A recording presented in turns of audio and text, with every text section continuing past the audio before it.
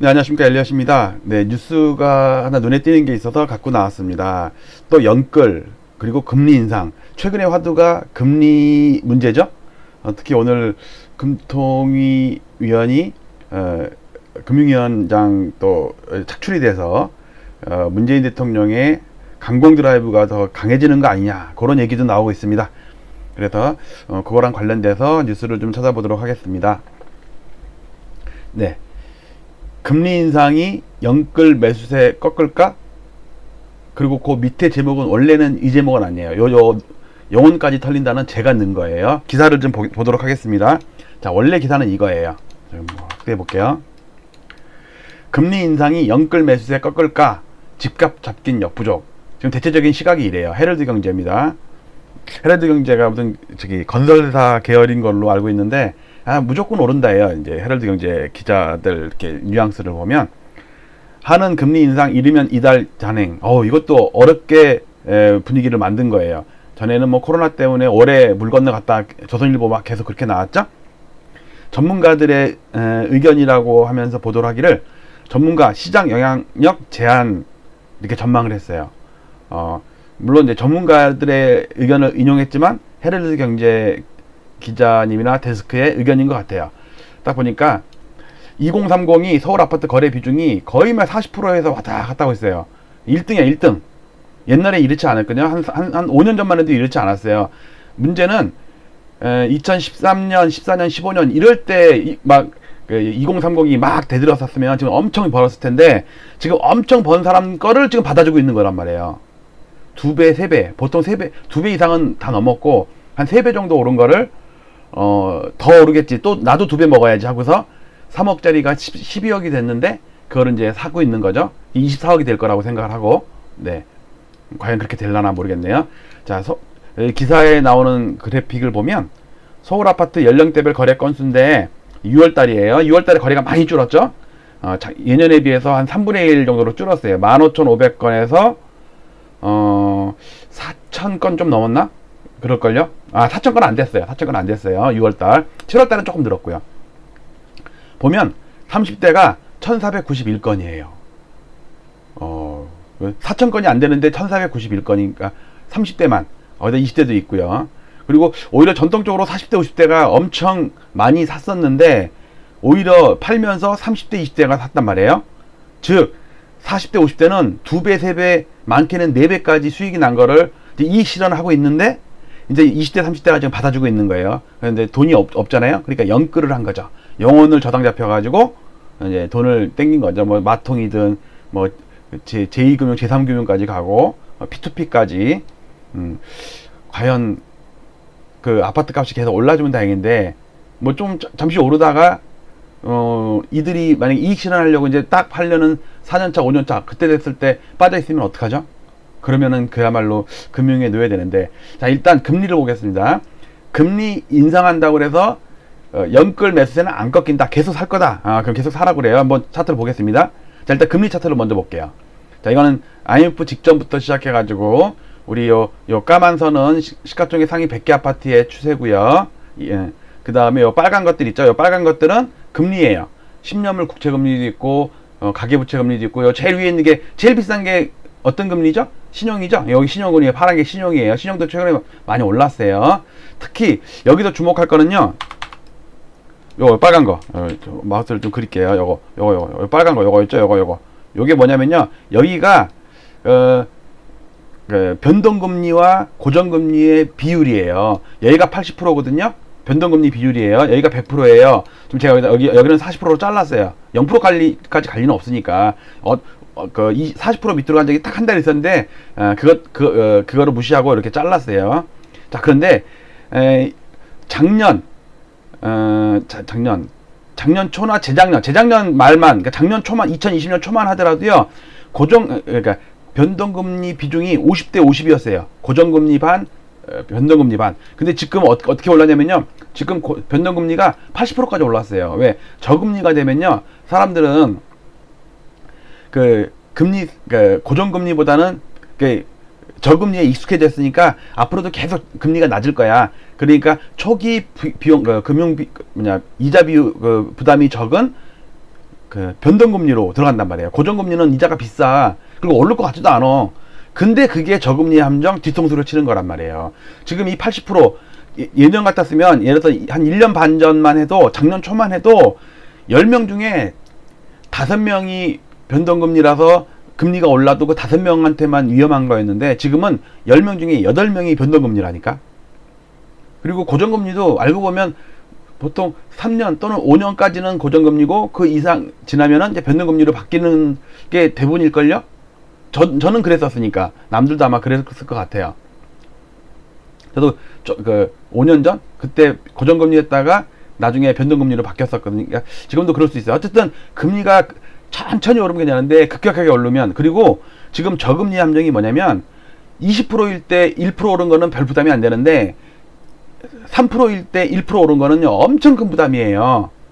부담률이 훨씬 커지는 거거든요. 그게 저금리 함정이에요. 자, 일단 금리 봤고요. 그럼 요번에 기준금리 올린다는데 기준금리가 도대체 어떻게 생겨먹었길래 그러냐 보면, 지금 우리가 0.5%에서 고정금리, 그러니까 뭐랄까 인상 안 하고 동결시킨 지가 한 지금 16개월째인가 그렇거든요. 0.5를 동결시켰죠. 그러니까 시중금리도 워낙 낮다가 최근에 급격하게 오르기 시작했어요. 왜? 기준금리가 올라갈 걸 이제 미리 알고서 시장에 반영이 되는 거죠. 근데 저는 올해 2번, 내년에 3번 해서 연말까지 5번이다 하고 1.75까지 갈 거라고 주장을 하고 있지만, 테일러 준칙이라는 그 기준금리의 기준을 창안했던 테일러 교수가 최근에 우리나라 한국경제신문이랑 인터뷰한 걸 보면 0.5% 기준금리는 너무 낮다. 빨리 3% 내지 4%로 올려라. 그리고 여러분들은 놀라지 말아야 된다. 그러니까 당연하다 이거예요. 3, 4%로 올리는 게. 그러면 기준금리가 지금으로부터 6배 내지 8배가 올라가는 거예요. 물론 시중금리는 이미 올라 있고 기준금리 올라가는 것만큼 같은 비율로 올라가는 건 아니죠. 근데 예를 들어서 한 3배만 올라가 봐. 그러면 여러분들 생활비를 막 쪼개가지고 이자 얼마 내고 우리 생활비 얼마고 막 그러던 사람이, 그래도 우리는 부부 합산해갖고 수입이 있는데 우리는 한 80만원 정도는 부담할 수 있어. 그래갖고 이제 80만원 이자 내면서 나머지로 공과금 내고 애들도 교육시키고 그러는데, 그게 갑자기 80만원이라 200만원 내라고 그래봐. 그럼 그만큼 사용활동이 줄죠. 그러면 애들 학원 줄여야 되고, 영화도 못 보고, 뭐 시켜먹는 것도 10번 중에 뭐 5번은 줄여야 되고, 이렇게 된단 말이에요. 피폐해진다고요. 자, 그리고 또 한 가지 금리. 이거는 제가 나중에 따로 편집을 금리 할 건데, 지금 보수 언론에서 어떻게 나오냐면요, 과거에도 금리를 3번 올렸는데 그때마다 1차, 2차, 3차 전부 부동산 올랐다 이거예요. 제가 보는 건 아니거든요. 왜 아닌지 단순하게 그냥 그때 몇 월 며칠 날 올렸다. 근데 그때부터 부동산이 어떻게 됐다. 그것만 따지면 안 돼요, 여러분들. 그리고 3번 중에 확실한 거는 2번째는요, 부동산 빠졌어요. 그거는 데이터 계산을 잘못해서 그런 거예요. 3번 중에 2번 오른 건 맞아요. 근데 그 올린 국면이 지금 국면이랑은 전혀 달라요. 그건 나중에 방송을 할 건데, 요 한 가지만 예를 들어볼게요. 노무현 정부 때 이때가 2018년에 여기 나오네요. 여기서 기준금리가, 이건 미국 기준금리고 우리 기준금리가 이만큼 올렸거든요. 여기까지 이렇게 올렸어요. 근데 그때 부동산도 올랐다. 그런데 잘 보세요. 이때 금리는 언제 올리냐면요, 8년 상승하는 것 중에 6년 반 상승하고 올렸어요. 6년 상승, 여기서부터 6년 상승했을 때 금리 올라간 거예요. 근데 지금은요, 9년 오른 다음에 금리 올리려고, 아직 올리진 않았지만 올릴 거라고 그래, 지금. 생각해보세요. 6년 동안 쌓인 버블 금리 올린 거랑 9년 동안 상승한 때의 금리 올린 거랑, 기준금리 올린 거랑은 달라요. 또 한 가지. 이때 금리 올린 거는 부동산 잡겠다고 올린 게 아니에요. 왜 올렸냐? 미국 금리가 여기서부터 이렇게 올랐다니까? 여기서부터. 그래갖고 한 1년 반 버팅기다가 뒤늦게 올린 거예요. 근데 보세요. 지금 미국 금리 이렇게 이만큼 낮아갖고 올렸나요? 아직 안 올렸죠? 우리보다 훨씬 이따 올리죠? 그러니까 미국 기준금리 올리는 거랑 상관없이 우리가 먼저 올리는 거라고요. 지금 이게 요번에 올리면. 또 한 가지. 그러니까 그때랑 상황이 다르죠? 자, 2018년이 아니라 2004년이네. 2005년이었네. 정말 잘못했네. 이게 지금 위쪽 아래쪽이 달라서 그래요.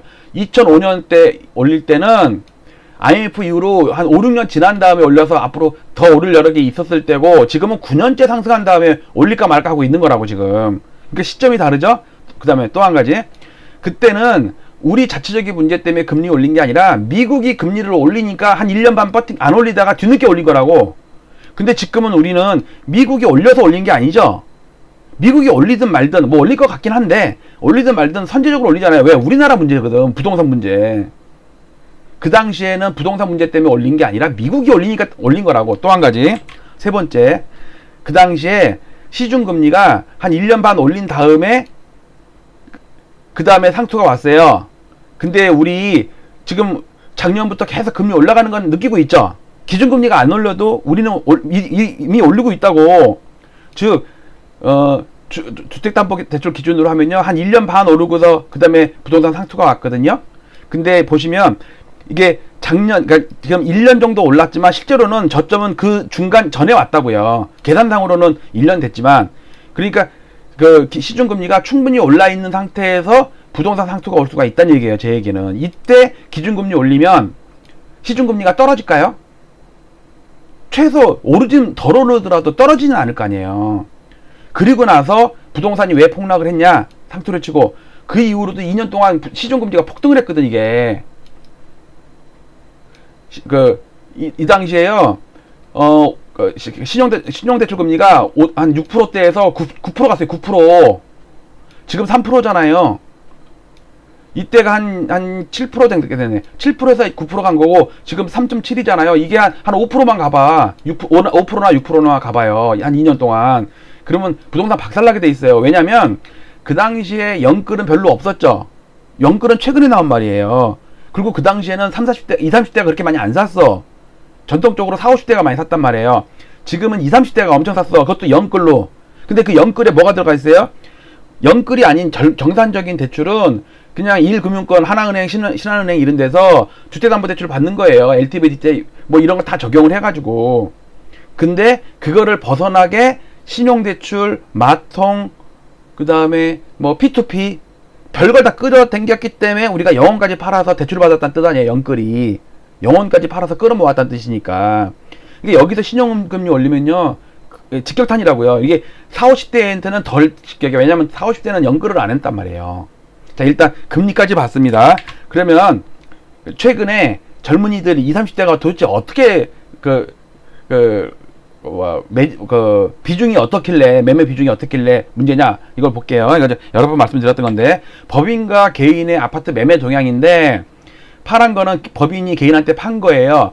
빨간 거는 법인이 개인한테 그래서 산 거예요. 근데 전통적으로 법인은 만들어서 회사 보유분을 갖고 있다가 파는 경우가 많기 때문에 항상 순매도가, 월간 순매도가 더 많아요. 그래서 이거를 합산을 해보면 누적 순매도가 계속 하락이에요. 당연히 파는 게 더 많으니까. 이건 서울이에요. 근데 강남 3구만 보면 여기서 멈췄죠? 결국은 만들어서 파는 것만큼 사기도 하니까 똔똔이지. 찌찌뽕, 이거 똔똔이에요. 그러다가 2019년부터 급격하게, 빨간 거 보세요. 엄청 샀죠? 파는 것도 있어. 근데 이거는 만들어서 파는 거고, 그냥 생으로 사는 게 엄청 많았기 때문에 월간 순매수가 엄청 늘어난 거죠. 그러니까 누적을 하면 이렇게 늘어났다가 작년 7월 이후로 법인 투자가 거의 제한되다시피 하니까 막 팔어. 올리면서 팔어. 이거 올리면서 팔어. 기울기는 아까 들어서 계속 올라. 선수들은요, 떨어질 때 팔질 않아요. 올리면서 팔아요. 그래야지 자기 물량을 충분히 팔 수 있지. 떨어지면서 팔면요, 내가 막 팔면, 주포들이 팔면 개미들이 안 달라붙어요. 겁나니까. 2030이 안 달라붙어. 왜? 계속 오른다 그러면서 꼬드기면서 팔아야지 2030이 생돈을 빌려갖고 막 사지. 자, 그래갖고 그 결과가 어떻게 됐냐? 여기서 보시면요, 2016년부터 볼게요. 4050은 전통적으로 50%, 60% 이렇게 계속 제일 주도주였어. 주포에서 주포. 그러다가 어느 순간부터 계속 파네? 그러다가 최근 들어서 한 1, 2년 동안 엄청 팔아요. 초록색. 자, 그 다음에 2030은 여기서 전통적으로 한 30%밖에 안 됐어. 이렇게 왔다 갔다. 얘랑 반대였어. 얘가 사는 것, 그러니까 4050이 사는 것만큼 3040은 덜 샀죠. 그런데 4050이 덜 샀다는 얘기는 뭐예요? 파는 게 많다는 얘기죠. 그러니까 여기서 엄청 사네? 분홍색. 그래갖고 40대 50대는 처음으로 40%가 깨졌는데, 이거 사상 처음으로 깨진 거예요, 지난달에. 근데 2030은 40% 넘어서 40%, 45% 왔다 갔다 하고 있죠. 이게 무서운 얘기라고, 이게. 근데 이제 그래서 제가 이제 아파트 얘기를 좀 다시 할게요. 이제 시세 얘기를 좀 할게요. 홍남기 부총리가 서울 아파트 장기 차트를 가지고 물가지수로 환산한 감정원의 서울 아파트 지수가 2008년 9월, 즉 서프라임 모기지 사태가, 그러니까 리먼이 파산하기 직전의 고점까지 다다랐다. 근데 그 사이에 더 올랐어요. 1%도 안 남았어요. 아마 7월 달은 딱 닿았을 것 같아. 뭐 살짝 넘었다가 꺾일 수도 있고, 저는 꺾인다고 보니까 이렇게 위험한 상황이고요. 그 다음 한국은행에서 이슈 리포트라는 거 발표하면서 금융 취약성 지수라는 거, 외환위기랑 관련돼 가지고 우리나라 가계의 금융이 얼마나 취약한가를 보면, IMF 때를 100으로 놓으면 카드 사태 때 2002년 카드 사태, 2008년 서프라임 사태, 그리고 지금이 그만큼 위험해졌다는 뜻이에요. 금융 취약성이 그만큼 부채를 엄청 안고 있고, 그것도 고정금리가, 그러니까 금리가 올라도 걱정 없는 고정금리가 아니라 80% 이상이 변동금리라서 그만큼 더 취약하다는 얘기. 이렇게 다 포함된 거라고. 취약성 지수니까. 자, 또 한 가지. 요거는 주택 구입 부담 지수, 어포더빌리티 인덱스. 이게 지난 1분기 3월달까지예요. 3월달까지. 아직 2분기는 데이터 안 나왔어요. 1분기 데이터가 2008년 6월달 고점이었던 보다 지금 닿았어요. 아마 지금 2분기가 발표되면 더 넘었을지도 몰라요. 그만큼 구입 부담이 커진 상태다. 집값이 그만큼 많이 올랐다는 뜻이에요. 그만큼 3억짜리, 4억짜리를 12억에 지금 연끌들이 사고 있는 거예요. 앞으로 22억 간다고 24억 간다고 생각하고. 왜? 나한테 판 사람은 3배, 4배 먹었는데 왜 나라고 2배, 3배 못 먹어?